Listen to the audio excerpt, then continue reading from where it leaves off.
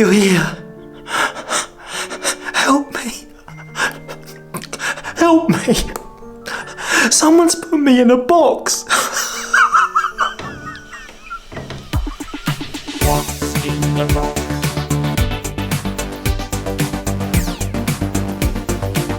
I think I love retro games. What's in the box?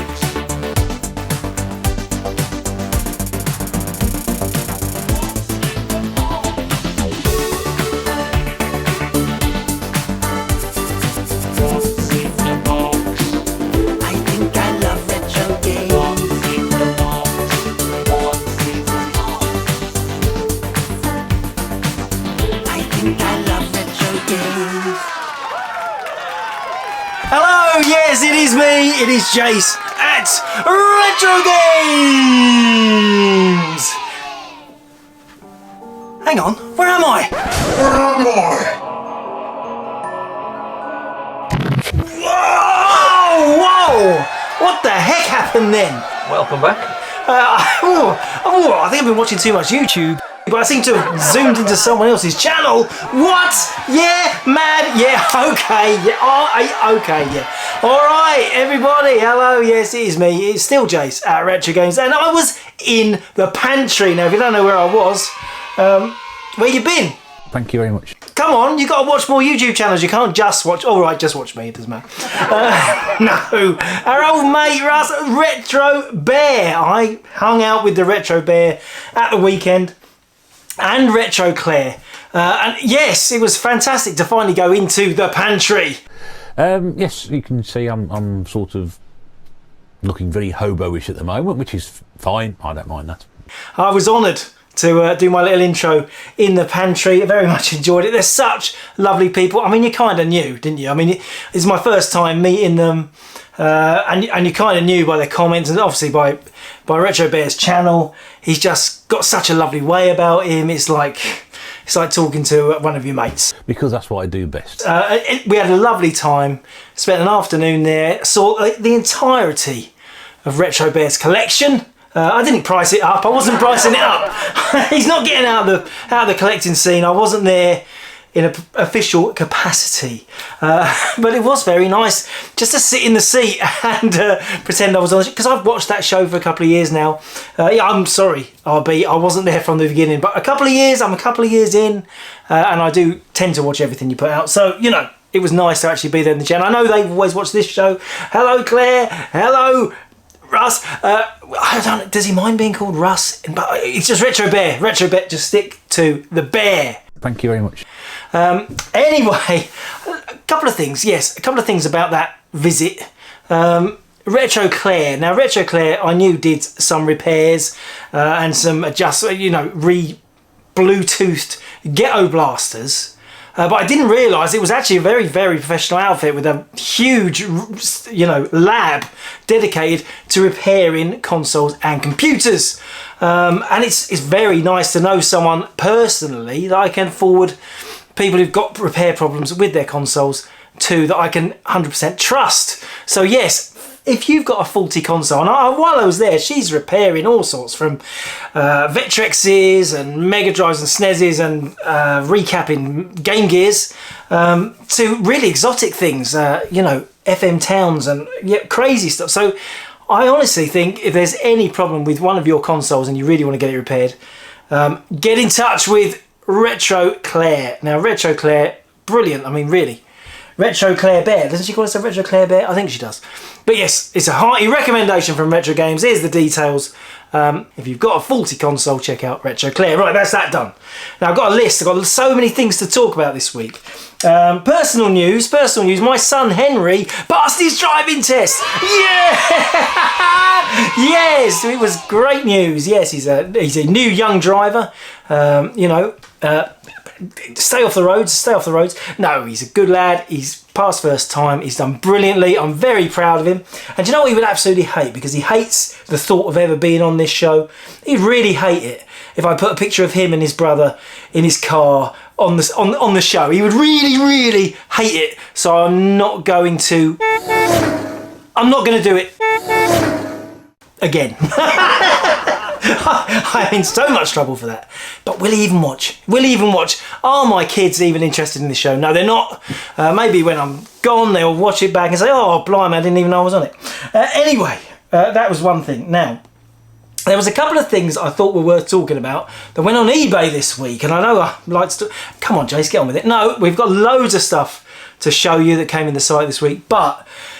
couple of things. I saw this week, and I don't know if you guys call this, an APB machine went on eBay. Check it out. Yes, APB. Now, I've had APB, the arcade machine, in my watch list for about 7 or 8 years, and this is the first time that one has come up, and it looks pretty good. Apparently, the flashing lights at the top need some attention. They come on, but they don't flash. But APB is one of my all-time favourite. Coin-Ops is up there. Paperboy, APB, Outrun, that's the big trio for me. And, 1,750 quid. It's not bad, is it? It's not bad for a bit of heritage. But the pictures inside of it, the circuit boards, I'm thinking, that's going to go wrong any minute. I mean, you can emulate that game, you know, on a Game Boy. And then you've got all that hardware just to run that old Atari Classic. But what an amazing thing to own. It doesn't have the seat. I don't know if you remember, APB has a bench seat for you to sit on as you play, so you could really use the accelerator pedal. It's not the only nice machine he had. He's also selling this guy, Gauntlet 2. Yes, I don't think I ever played Gauntlet 2 in the arcade, but another classic coin-op. And we talked recently, I think it was Pete, wasn't it? Pete saying his favourite coin-op was the 4-player Gauntlet. Gauntlet 2, I mean, it's close, isn't it? Oh, I want it! I want them! They're too big. That's the problem, they are too big, but I really want them.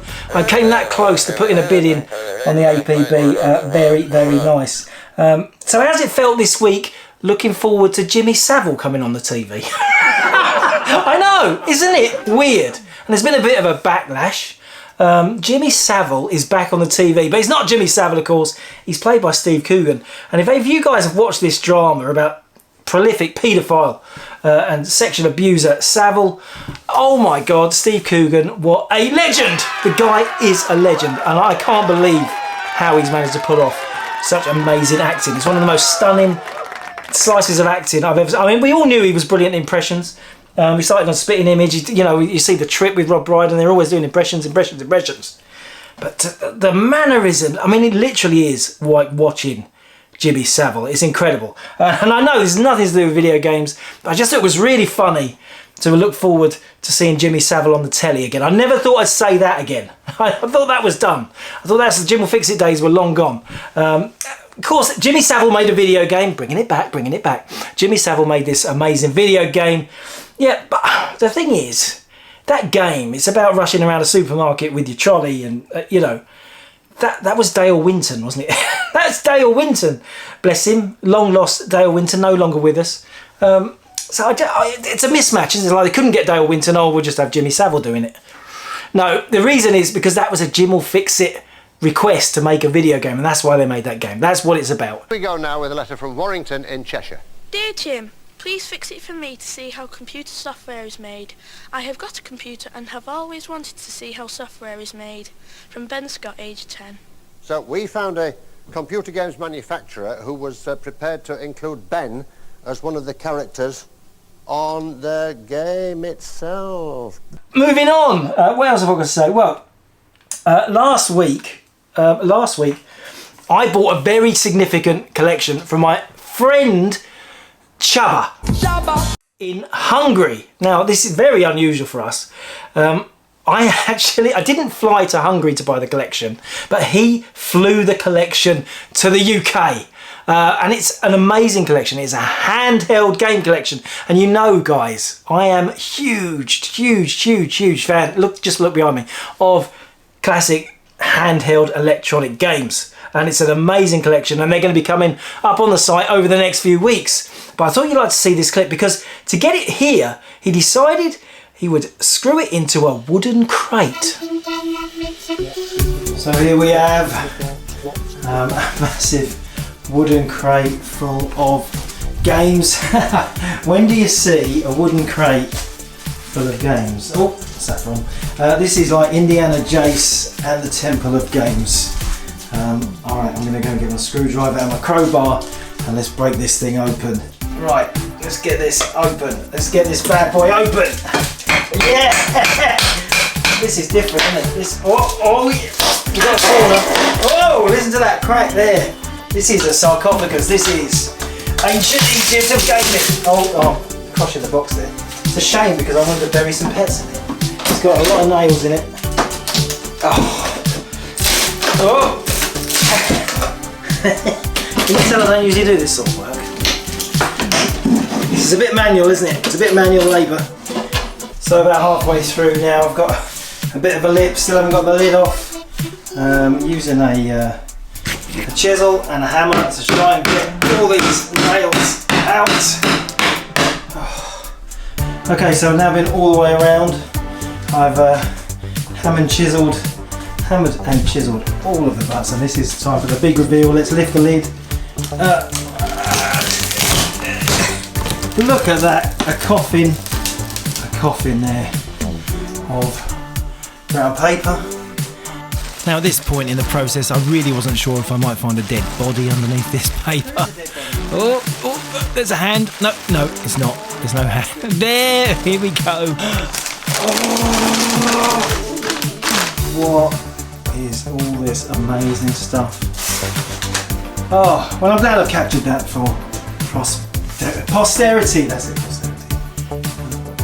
An amazing collection of electronic goodies. Can't wait to investigate more. Yes, a little insight there. A little insight into the kind of crazy stuff that happens at Retrogames every single week. There's always something weird happening, and that was this week's weird thing. I've lost my post-it note. It must be time to get on with what we say next. What is it? What do we say now? What's in the box? Yeah, what's in the box? What's in the box this week? Now I'm going to start with something that didn't actually go on the site this week. It went on last week. And that is this. Now, I meant to show you two last week. It is hardware. It's Atari! Atari in the house! Yes, Atari in the house. And the reason I'll get it on the top camera, I'll turn it around. Hang on. All right, I'm not professional, you know that. Look at that. That is, and you're thinking, Jace, that's an Atari ST. Big deal. No, this is an Atari, yeah, well, it is an Atari ST, but it's an actual Atari ST. There's no E, there's no FM, there's just 520 ST. This is the 1985 original Atari ST. And what makes this one a bit special, and you might not have ever seen one, you might think you've seen one, but you might not, is it doesn't have a built-in disk drive. You have to plug in a disk drive at the back. And you can see it's got a lot of sockets there. It also has no built-in power supply. Yeah, it's like the Amiga, this one, because usually the ST is just a kettle plug socket. No, it has this bespoke Atari power supply, and it has this bizarre power. You know, this is let's see if I can get this on. Get this in the right place. You can see it's got holes in it, so you plug the prongs are in the ST, and the prongs go into the DIN. So it's not. It's like a female. Is it a female? A female DIN socket, which is unusual, isn't it? It's unusual, and it's a very tricky power supply to replace. Beautiful condition, this one. You've got the original ST manual, 520, just ST. And as you'll agree, I mean, fully working, tested. I just thought, well, I needed to show that on the show, and I didn't show it on the show. And I just thought, well, I'll show it on the show. And if you're thinking all you can say is showing on the show, you're right, because that's what I do. I like showing things on the show. Moving on. So sticking with hardware, what about this? Oh my goodness. Now what is this? This is an Atari 600 XL. I like to think of this as the 400. It's like an Atari 400. You know the Atari 800 XL? Well, the Atari 800 XL was an upgraded, compact version of the Atari 800 with built-in BASIC, because the original Atari 800 you had separate BASIC on a cartridge. The Atari 400, its upgrade isn't called a 400 XL. The upgrade for that really is the 600 XL. It's like a small cut-down version of the 800 XL. The only difference is less RAM. It's only got 16K RAM, a bit like a Commodore 16 and a Commodore 64. Same computer, but less RAM, saving money, sell it cheaper. It wasn't very popular, and if you can get 32K RAM, which you can pick up 32K RAM packs for the 600 XL, then you can run all 800 XL stuff on it, or for 800 games will all run on it, but you do need some extra RAM for that. You can run everything for the 400 on it, no problem, because this is the equivalent of an Atari 400. You get it? But anyway, this is a strange one, because this week we bought a collection, an amazing collection from a TV rental company, TV rental firm.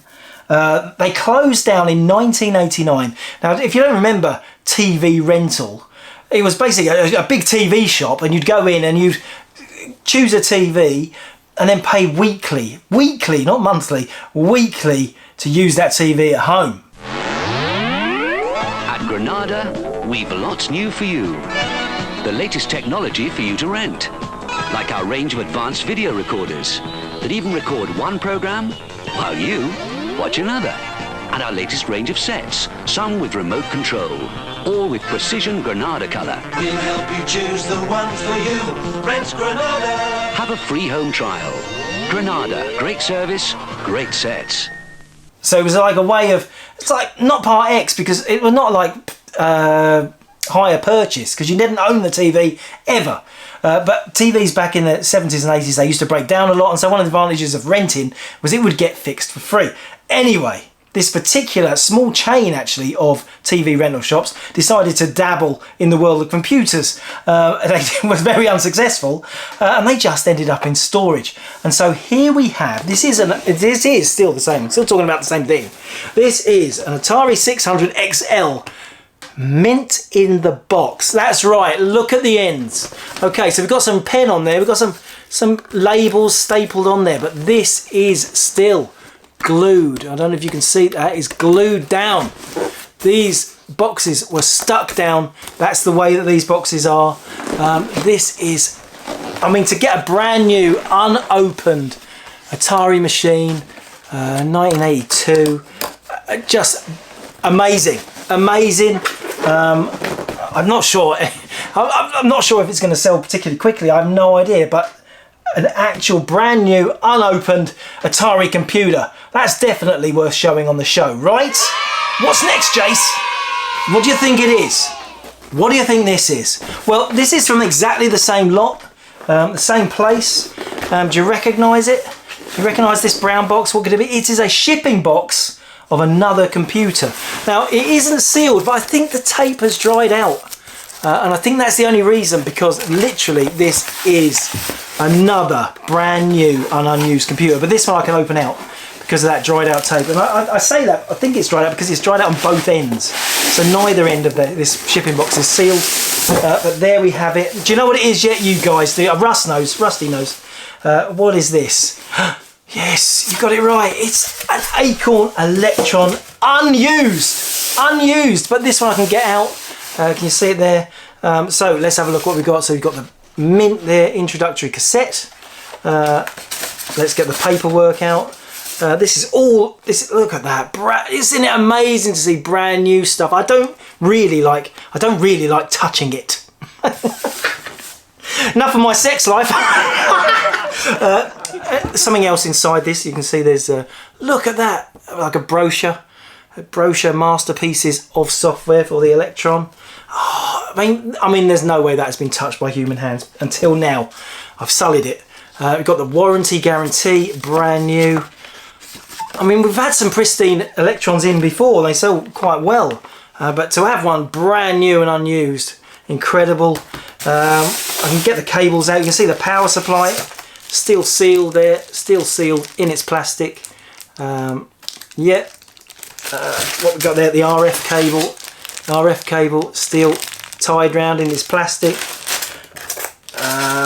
And then let's get the computer out itself. Let's see what the computer's like. Look at that, that is untouched by human hand. Well, yeah, it's my hands. It's got a little protector on the interface slot at the back. But look at that. That is a brand new computer, guys. Brand new, 1983. This was released August 1983. The little brother to the BBC Micro, you know this. Plays lots and lots of the same software, but there's tons of Electron specific too. Isn't that amazing to get a brand new one? It was a special day. It's a special week when you get stuff like this in. What's next, Jace? Okay, now before we get to the rest of the box, which is, I've got the actual box now, boxes here, let's just mention the subs. The subs have been going up. I think by the end of this week, we maybe get to 1,000 subs. Yeah! So I just wanted to say huge thanks to the Hardcore 44, for everyone who's been supporting the channel for so long now, for 2 years nearly. No, it's not 2 years, year and a half. We could not get to this position without you. You know, it's your love and support which has kept it actually has kept me making the show. If I didn't get the support, I would stop. I am looking for any excuse to stop this mayhem. No, not really. But I just wanted to say a huge thank you, and I will have a proper big celebration next week if we hit the 1,000. I'm not getting anyone out. I'm not giving anything away. Anyway, carry on, Jason. What is in the box? Okay, Mark. You might remember we've been going through a big Atari ST collection. It's huge. Bought it quite a long time ago, and slowly we're taking bits off and put it in the site. So I've got some more Atari ST stuff this week. And then what about this one? Magic Pockets. Check it out.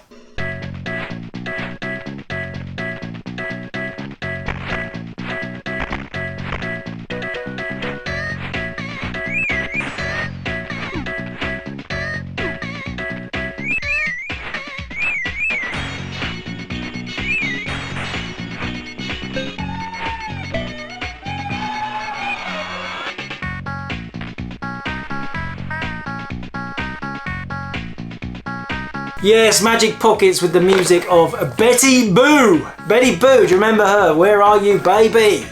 A classic Bitmap Brothers platformer, this. Really was a game everyone tried to get. Bitmap Brothers were on a roll. This was like, that. You know, you had your Xenon, your Speedball. There's loads of other great stuff. Cadaver. But by the time we got to Magic Pockets, everyone is like, so excited for anything the Bitmap Brothers release, which is mad, isn't it? Because now they're not doing anything. The Bitmap Brothers brand is dead, but they were so highly regarded back then. Anyway, so the contents here, we've got two manuals. These are huge fold-out manuals, one in English, one in German. We've got the story mini booklet, the whole story of it, brilliant. Don't really need a massive story. Got the registration card, and we've got the disc. Now this game we have listed cheap, because it has a tiny bit of discoloration on the disc surface. Now I'm hoping the camera's going to pick that up. This is the problem with being a 16-bit game collector. A lot of games now have, it's not rot, it's just like discoloration patches. It doesn't look too bad. I just try and find it. They look like little slight misty patches. I don't know. Can you catch that? Is the camera picking that up? Anyway, the strange thing with this game, it did boot to the start. So we test our games generally to the start screen, and it did. But we've only listed this cheap because there's no guarantees if you get deep into the game if you're going to hit one of those slightly dodgy patches of the disc and it will stop working. So it's kind of sold as faulty, but it's not actually faulty, but it might be. I know, it's strange, isn't it? But it's too good to go in. It's just too good to go in the bargain basement. I just think too good. What about this one? Now this is an unusual game. This is Rotox, and it uses a new technique called Rotoscape. It's probably best for me to show you the game so you can see what Rotoscape looks like.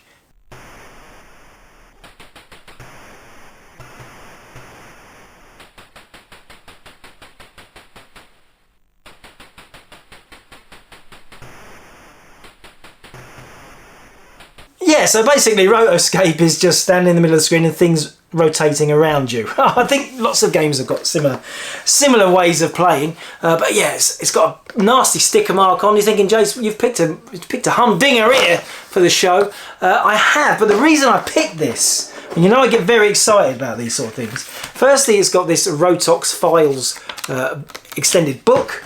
It's got the manual. In 4 languages there, lots of languages. It's got the discs, but you can see it. It's got the window sticker. Yes, a window transfer. Look at that Rotox. Isn't that beautiful? Unpeeled, as new, an official US Gold Rotox sticker. Now I have to wonder, when stickers get this old and unused, will they ever be used? Will this ever end up on someone's pencil case? It's unlikely, isn't it? This sad, poor, pathetic sticker is now never ever going to fulfill his dreams of being pasted on something, on a suitcase, on a lunchbox. Poor Rotox. Spare a thought for that. Now how about this for a classic? Yes, Turrican. Oh, we all love Turrican. What's the Atari ST version look like?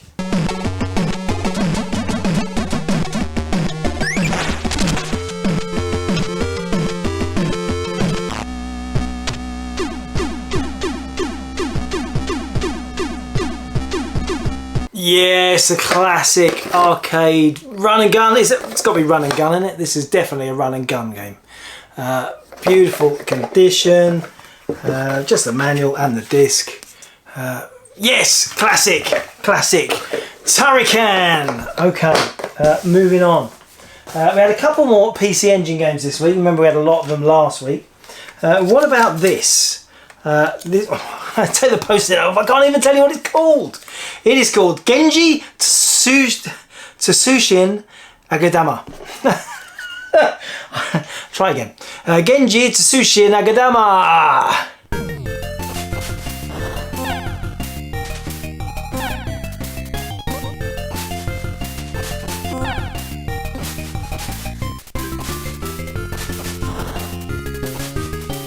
Oh yeah, brilliant arcade, action, fun, nice, lovely game, quite rare.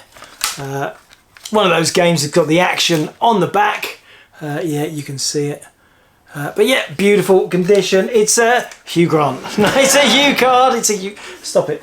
Oh, now this is a game we've had in stock before. I think we might have even covered it on the show before, but I don't remember playing it. I did have a little go at this. This is called Strip Fighter 2.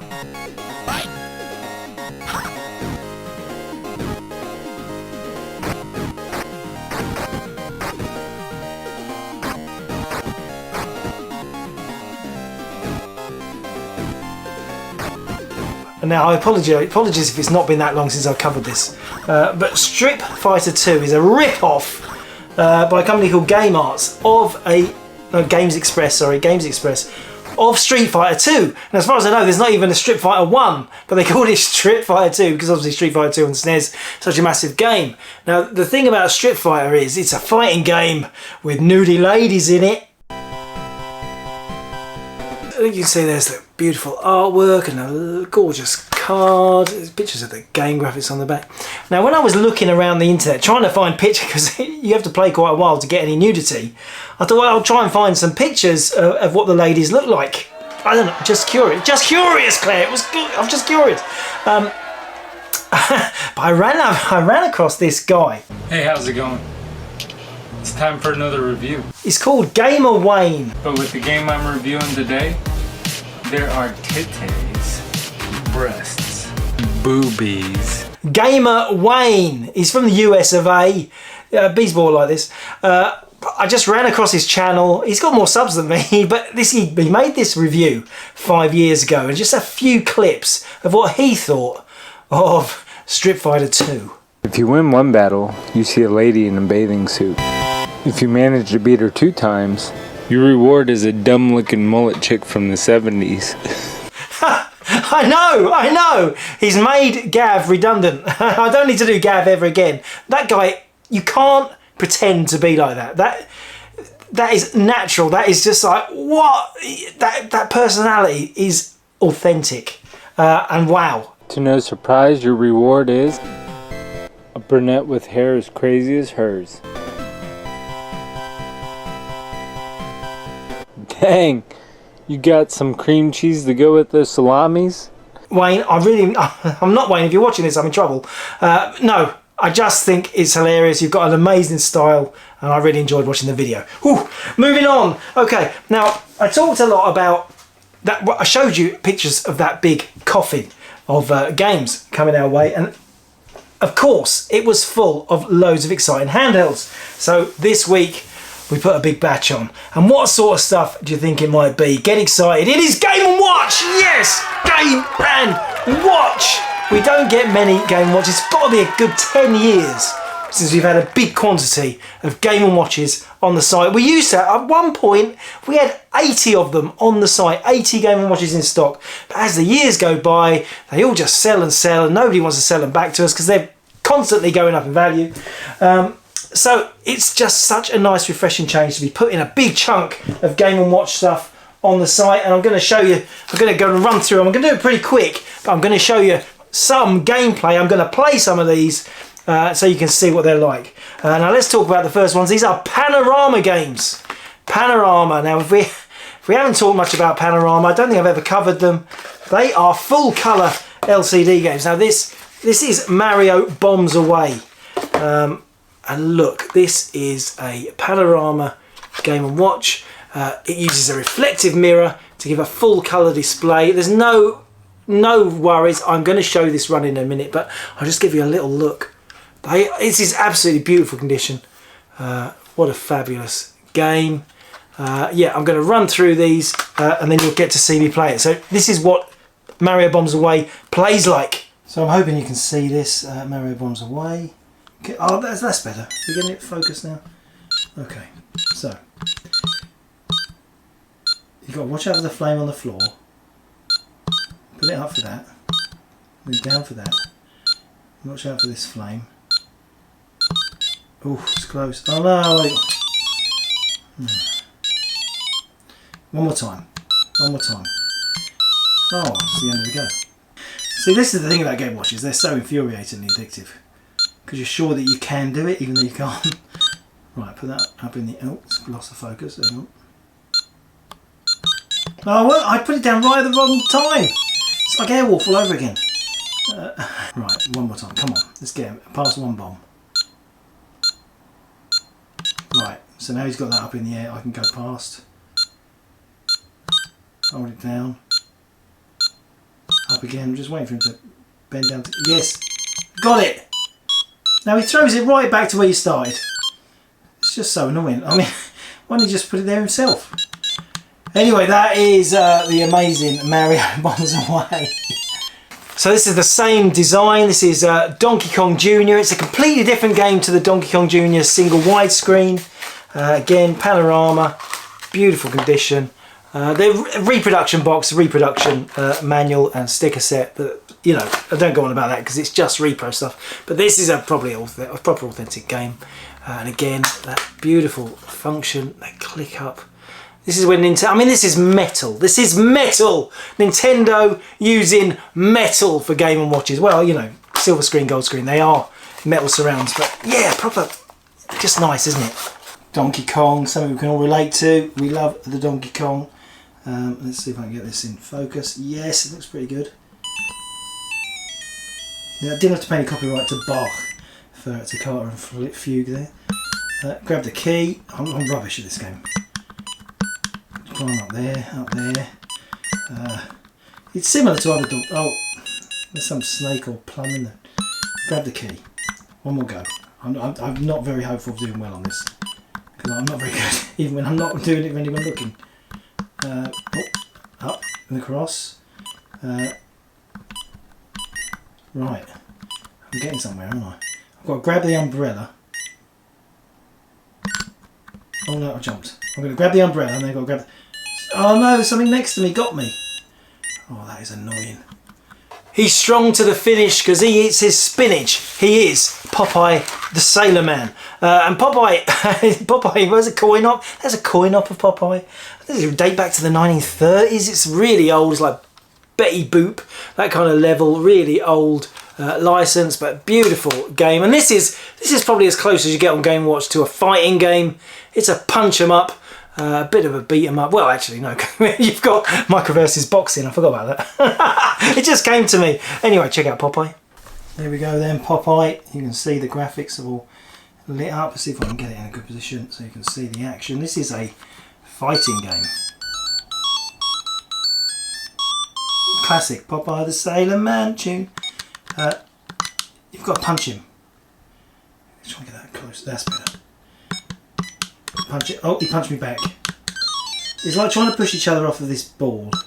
So punch him, punch him. Oh, he's gone back. Punch him. Oh, he hit me again. Oh. Yeah. Oh, It's timing. It's a bit like Punch-Out actually. Yeah, off the end. Whack. Oh no, he got me right at the end. No. It's a bit like tug of war really. Oh.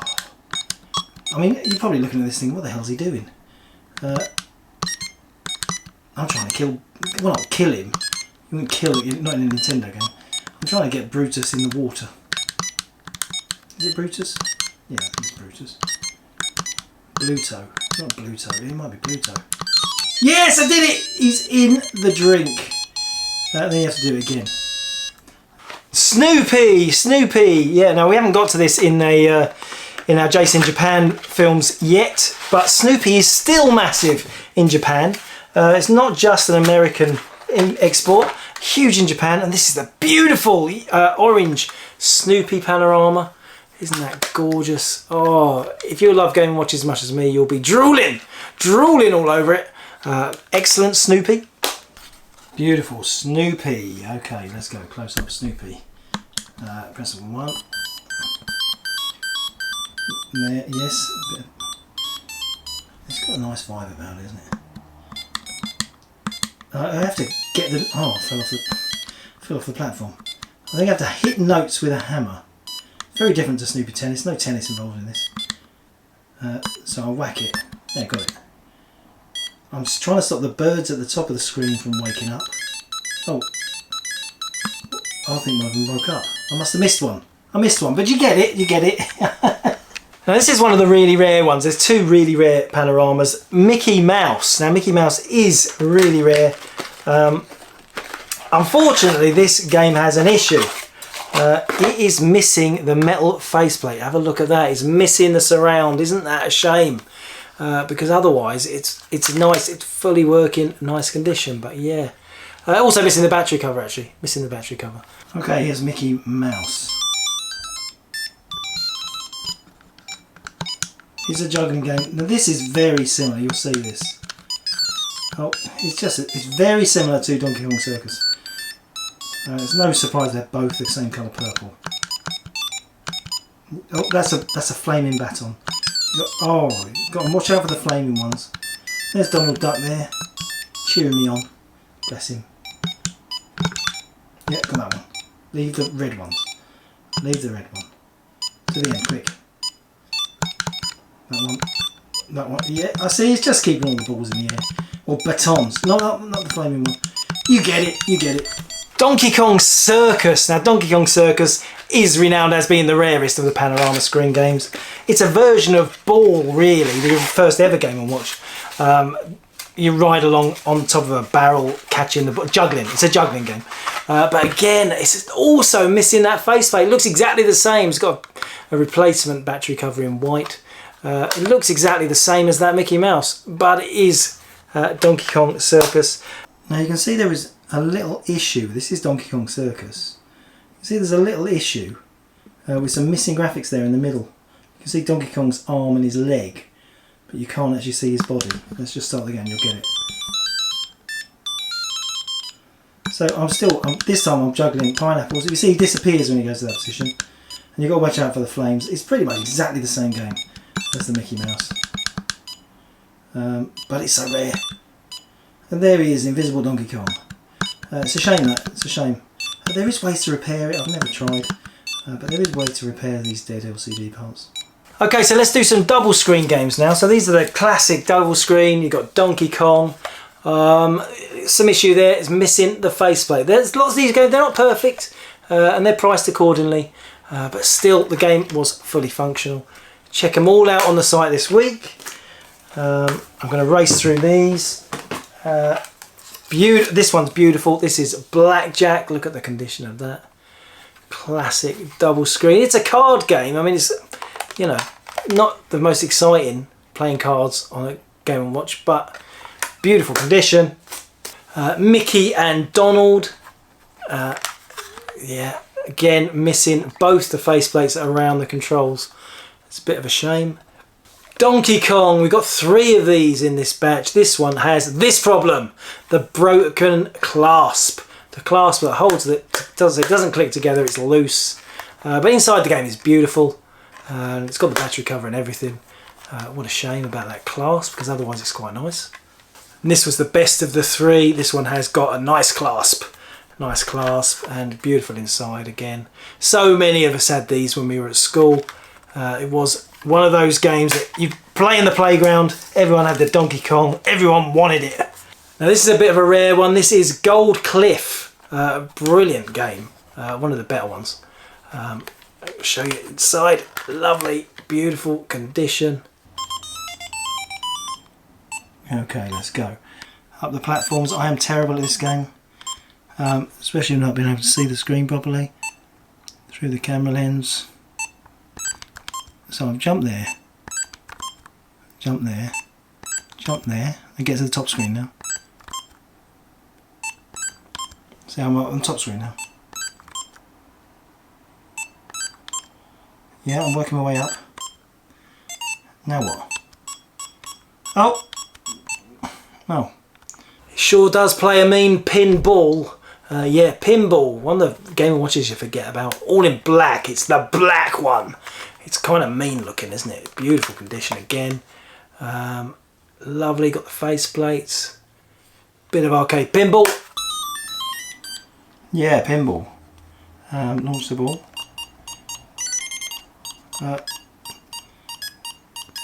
Yeah, I got the ball there. Yeah, you see that it's in the bottom. Oh, right at the end there. It's pinball. Not much to say, is there? Good fun, but it's just pinball. Squish, another favourite of mine. Has got a replacement battery cover, but apart from that, the game is beautiful. Absolutely beautiful. Good fun game. So this guy at the top, you've got to just stay away from the edges of the maze, or you'll get. Oh, I'm trying to get both screens in. Oh, it's hard because you've got the left and right over there and the up and down. The layout of the controllers is what makes the game hard, because we're used to D-pads. But you know, you're oh, I've got to go right. So the guy at the top is telling me what direction to go in. Oh, I'm stuck. Do you get it? Do you get it? It's a scrolling maze. You've got to stay away from the edges of. Mario Brothers, of course. Yeah, everyone's favourite. You know, stick the things on the conveyor belt. It's a bit slow to start. You know, playing this again during testing, you just think, oh, it is quite slow. I wish it just jumped into the action a bit quicker. It's a bit of a slow burn, but it's an addictive concept, and it does get both sides of your brains thinking independently, which is all a lot of Game Watches were about. Lifeboat, another brilliant. I like these square clasp side opening ones. It's about rescuing people in a little boat. A lot of fun. Lovely condition. Here we have Lifeboat. Let's go. Nice, easy, simple game here. You've got to rescue the fort. He's in the boat now. Oh no. I'm not doing myself any favours, but I will say it is hard through the lens. So I'm catching that guy, then chop him off. Drop that guy, chop him off quick.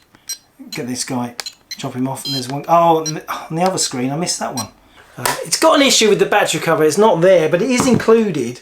I'll just show you this. The battery cover, so the battery cover is there, and the little tab, a little bit of the bit that sticks out, that goes on the end there, that's snapped off. It can be re-glued, but we're including some of these. So just use one of those stickers, which came with Game & Watches, to hold it in place, and you'll be absolutely fine. It's just a little bit annoying. Because that bit of plastic gets a lot of tension, so if you glue it back, it's still likely to break off again, just because it's just being pushed in that little hole and then being pushed down to come out. So it's a lot of stress on a very small joint. Greenhouse. Now this one's had a bit of a rough life. You can tell it's got a bit of tarnishing on the faceplate. The clasp is okay though, and it looks nice inside. Beautiful. But no battery cover, sadly. It's got the serial, but no battery cover. Microverses, yes, you want to see a microverses system. Unfortunately, this does not have a battery cover, but you can use a microverses without a battery cover. I'll open it up and show you. So these are brilliant games. They have two internal controllers to play two players. I mean, they really were incredible, really. So I can show you there.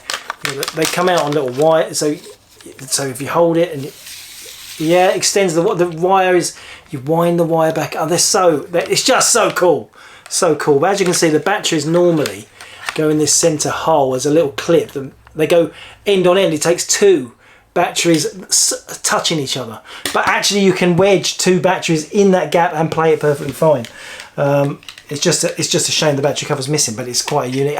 I'm sure someone with their 3D printer makes replacements for that. You can get replacements for most battery covers now, but what a classic two-player hockey game. It's not that intense sports game, more of just a button basher, but it's still good fun. Okay, widescreen games next. The classic Mario Brothers is a really good platform game. Classic, beautiful condition. Did you hear that? That was the proper Mario tune, wasn't it? You can only... Oh. I mean, it's not exactly like the NES version.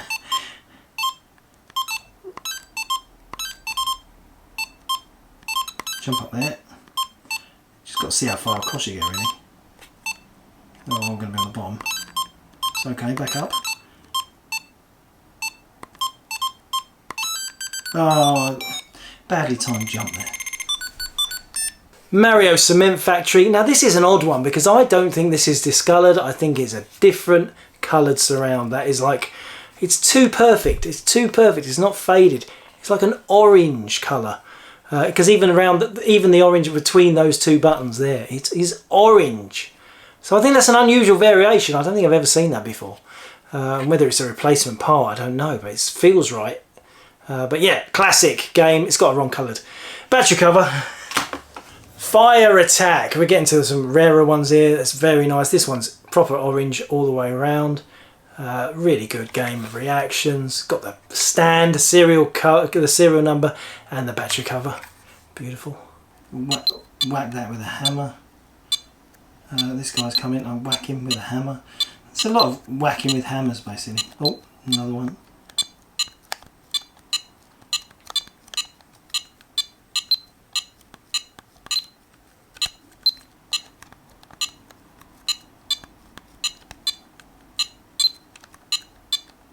Turtle bridge, yes, make your way across a bridge made of turtles. It's a very strange concept for a handheld game, but that's kind of what we love about them, isn't it? You've got to jump across here and get to the other side. Watch out. Oh, the man's not there to pick me up. Oh no, see, the turtles just disappear. Why? Why do you do that? Just stay there. You've got to try and judge when they're going to disappear, but it feels like this one feels a bit... He saves me. Right, get back to the base. Yes! I actually did a round. Popeye, he's back. Now this game works well, but you can see this discoloration patch. It's in the background, the sprites are over the top of it, and it doesn't actually affect play, but I've seen this a lot in older games. Start to get some discoloration behind the screen. I'm guessing some expert will know exactly what to do to fix it, but other than that, it's in very nice condition. Donkey Kong Jr., different game to that Panorama. Yeah, this one always looks worse around the fascia. It's always kind of a bit worn. Always seems that it's very shiny green, and it just seemed to get more scratches. Not scratches, but you know, discoloration.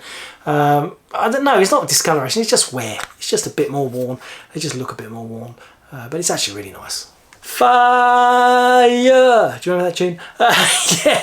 Now this game works fine, but you can see there's some anomalies. There's some black LCD patches, but again, they don't interfere with play.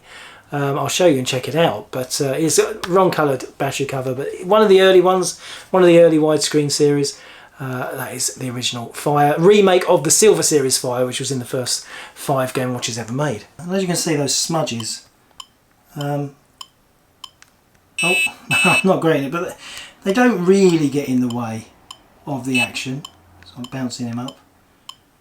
He's going to come down here, and look, he's kind of around the edges. And then I'll bounce him again into the ambulance. It's a very humane thing to do when someone's in need. Mickey Mouse, yeah, there's a couple of dents in the fascia there, just a shame, but otherwise it's really nice. It's got that lovely golden red colour, it's got the battery cover, it's got the serial number and the stand. Mickey Mouse. One of my other favourites, Octopus. I think I tried to play this on the show before and I did terrible, didn't I? I think I did terrible. It's got some little bit of wear across the top of the fascia there, but yeah, it's got the battery cover, serial number and stand. Beautiful. Parachute, another classic early widescreen. Again, a couple of little anomalies in the back of the screen, but doesn't affect play at all. Slight issue with the battery cover. You can see there's a little bit of a chip stops it. It just comes out very easy on that one, but otherwise it's actually really nice. Here we have Parachute. Yes, another. There are lots of similar things, let's be honest. Oh, did I miss him? Got him. Yeah, you just got to catch these guys. Same from the sharks. Yeah. I mean, I don't know where they're all going. They're all underneath. It's an amazing boat, isn't it? Fits a lot of people inside. Snoopy Tennis, of course. Snoopy's all over the right. So Popeye 2 games, Snoopy 2 games, Mickey Mouse 2 games. Yeah, a lot of brands got more than one Game & Watch allocated to them, which is nice. It's a different game this though, Snoopy Tennis.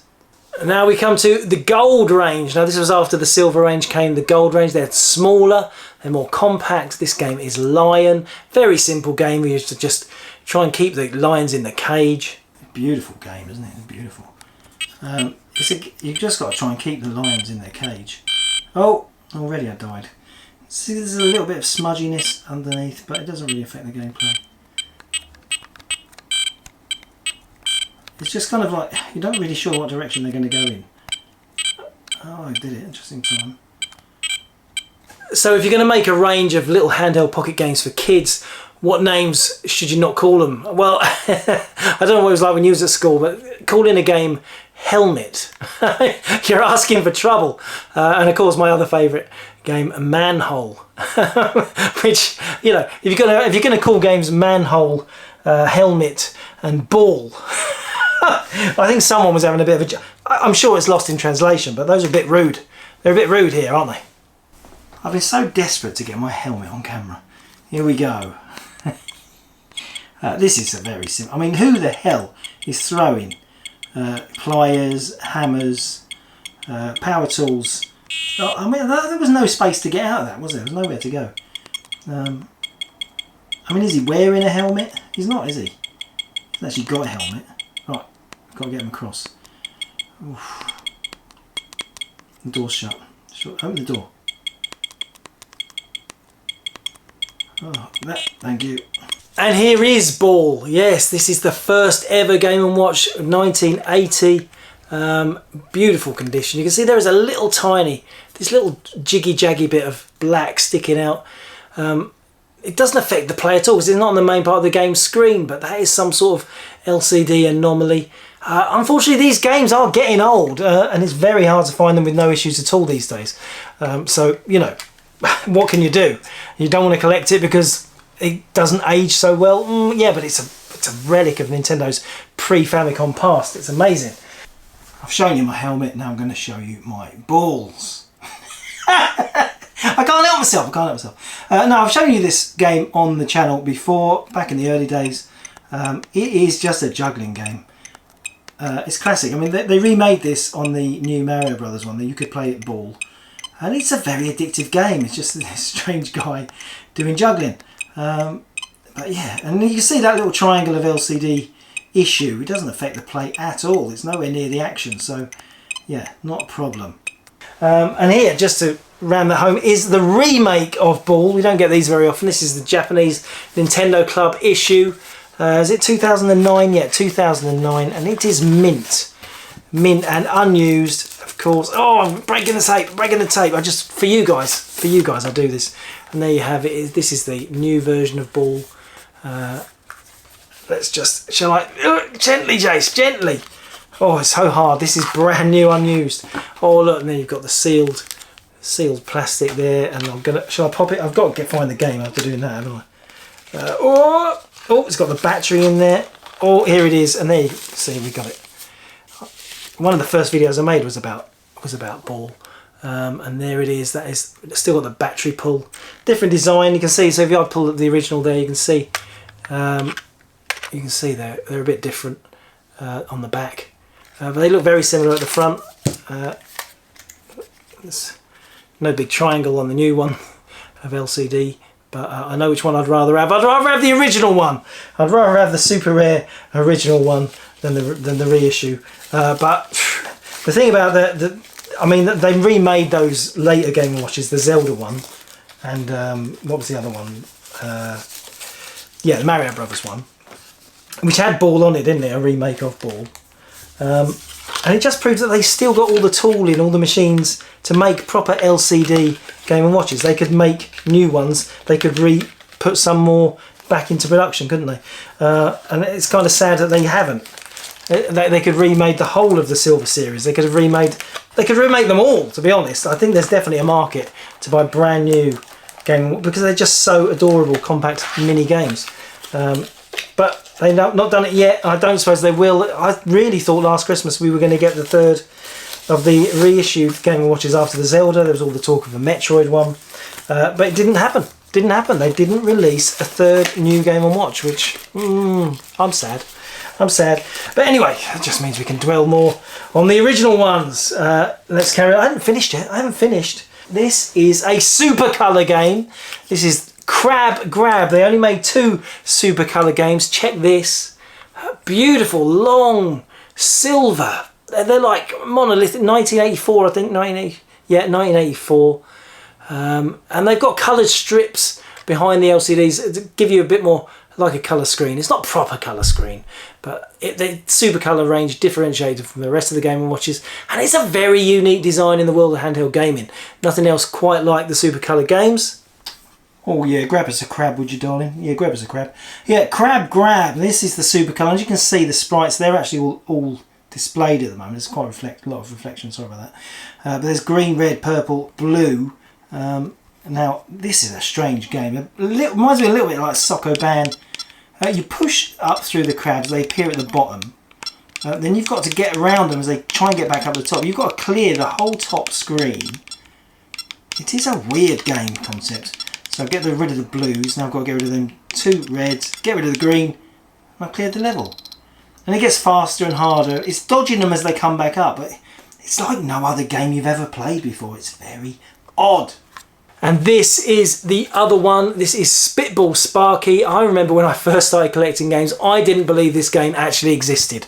Because back in 95, 96, when I started collecting Game & Watch, there was no record of what ones came out. Nobody knew. And I just asked, someone said, oh, have you played Spitball Sparky? And I said, well, you're winding me up. You're winding me up, mate. That's not a real thing. Well, it very much is a real thing. Spitball Sparky, and here it is. In the box. Yes, we like it when it's in the box. There we have it. Very similar looking design to Crab Grab. Beautiful, look at that. It's actually a really, really fun breakout-based game. I'm going to show you in a sec. But isn't it stunning? Isn't it shiny? It's shiny. It reminds me of that, maybe like them Zelda NES carts. That really is that glossy, shiny silver. I could spin this around to dazzle you all day long, but I won't. And then we've got the manual and the poly and the box. It's a lovely condition.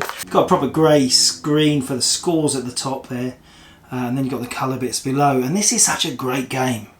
It's a take on Breakout, but it's got a bit of variety about it. Because you control this guy, I guess he's called Spitball. You spit the ball, and you puff air, so you can catch it and release. I'm trying to break the blocks at the top, but you can also catch it early. So, oh, that was close. Almost lost it. You don't have to. So, puff now. You see, I got it. You don't have to wait for it to get to your beak, and there you go. I've cleared the level. Simple breakout game, but yeah, very addictive and very fun. One more Game & Watch left in my box, and it is a special one. It is Climber Crystal Screen. Now, if you don't know about the crystal screens, these are the games you can see through. Oh, you see now, you get it. Oh, look at this, it's like an optical illusion. It's incredible. Look, what's he doing? But yeah, it's a beautiful game. They are so nice. Okay, so Crystal Climber is the only Game & Watch to take different sort of battery size. As you can see, it takes one of those, like a flat battery. Now let's see if I can get this to look. It's going to be hard to come up on the camera. The graphics are visible. Can you? Oh, I need a white background. Don't I? Hang on. Okay, with a white background, you can see there are the graphics. It's got graphics. I can't play it with one hand and hold this white. Oh, I can't win. I can't win. I'll try and start the game anyway. This is hard to film, isn't it? This is hard to film, but I think you get the idea. It's the same as the double screen climber. You've got to try and keep going high as you can. But yeah, these crystal screen games, I mean, it's a weird idea, isn't it, to have a transparent screen. Oh, I've fallen down again. But there is something very novel and unique about them, and they're very cool. Now, despite so many amazing Game & Watches and amazing games this week, as you've probably guessed, that isn't the star of this week's show. Because I kind of blew it with the thumbnail. Something different, actually show something from the box on the thumbnail. Might never do that again. Because I like to keep you guessing. And that is because it's a very, very special item. It is this, you've seen it, it is a 64 DD drive. N64, the N64 is the disk drive for the N64, but it is not the regular version. It is the dev version for developers. And there is an incredibly tiny amount of these that were ever made. The big difference, I'll get it on the camera, the big difference is that blue slot. That differentiates it from the standard version of the DD drive. If you don't know what that is, the DD drive, it sold less than 20,000 units, had 7 releases, that's 7 games came out for it. It was a massive flop, the biggest flop that Nintendo ever put out. Basically a disk drive that sat underneath the N64 and allowed you to load games from disk. Now, you might remember a few episodes ago, I told you I bought a collection from someone who worked at Rare. Now, Rare is one of the it was one of the reasons to own Nintendo back in the N64 days. An amazing, almost first-party contributor to the wealth of amazing games for N64, like Donkey Kong 64, Banjo-Kazooie, Conker's Bad Fur Day, you know, all that amazing stuff from Rare. Well, this actually came from Rare. This was bought from this guy he was a developer at Rare, and this was a machine that they used in Rare. And it's got some info on the back. It's got some numbers and a Nintendo barcode. It's just amazing to hold something like this, because you know you could only get this if you really, I guess because of the relationship between Rare and Nintendo is why they had this. And there was lots of rumours of games that Rare were developing for the DD drive before the plug was quickly pulled, metaphorically speaking, because it did so terribly, never released outside of Japan. But this is sourced from the UK. This is from Rare in Warwickshire, Leicestershire, it's around there. But the most amazing thing is, it's not just that. It also included this. This is a disc. This is a blue dev disc. It's got writing on it. I have no idea what. Take the wind out your sails. I have no idea what is on the disc. It could be a demo or something. It could be prototype game. I have no idea. It just came with it. Now the thing about this machine, it's only ever come up for sale once, and I think it was in 2004 one of these came up for sale. Not sure where it came from. And another one came out maybe 4 or 5 years ago. Someone just to take pictures, just to archive it, and some other collector released photos and details of it, just so the community knew of its existence and the differences between this and the standard DD drive. But no other has ever come up. No, in the last nearly 20 years, not one of these has come up for sale. So it's really hard to value. It's really hard. I'm going to list it on the site this week. If you are interested in this machine, email me, sales@retrogames.co.uk. Let's talk about it. I have put it on the site just so you can have a look at the photos, but with a crazy price. I'm probably going to put it on eBay as well, just to get some more interest, to see what other people think. Now, I will add, I cannot check that this game works. This disc works. I have no idea what's on it. I cannot even power this up. And the reason is because this came with a cartridge. There was a dev cartridge that sat inside of the N64 to allow this to power up. So while I'm pretty much 100% positive this is working, without that cartridge, which was not with this, I cannot test it and I cannot load from it, which is gutting. It's gutting. I mean, that other guy who had the cartridge in his set that he showed the photos of in 2019, 2020, I'd like to borrow that. What can you do? What can you do? It's an unprecedented situation where we've got software and an amazing lump of hardware that we can't actually use, but it's in beautiful condition. It's very well looked after. I mean, this was not something that was just in the back of a cupboard. It was something that was stored well for the last 20 odd years since it came out. So yeah, very exciting item. Yes, wow. Isn't it brilliant working at Retrogames? We get offered so much stuff, but we get so much stuff every single week and you never know what's going to come our way. So make sure you keep watching the show. Make sure you just keep getting people to subscribe to us. Let's hope we can have a big celebration episode next Friday. Until then, thanks for watching and happy Retrogaming, Retrogamers! Retrogames says thank you for watching. Retrogames says thank you for watching. I think I might need to go and lock this in a safe somewhere.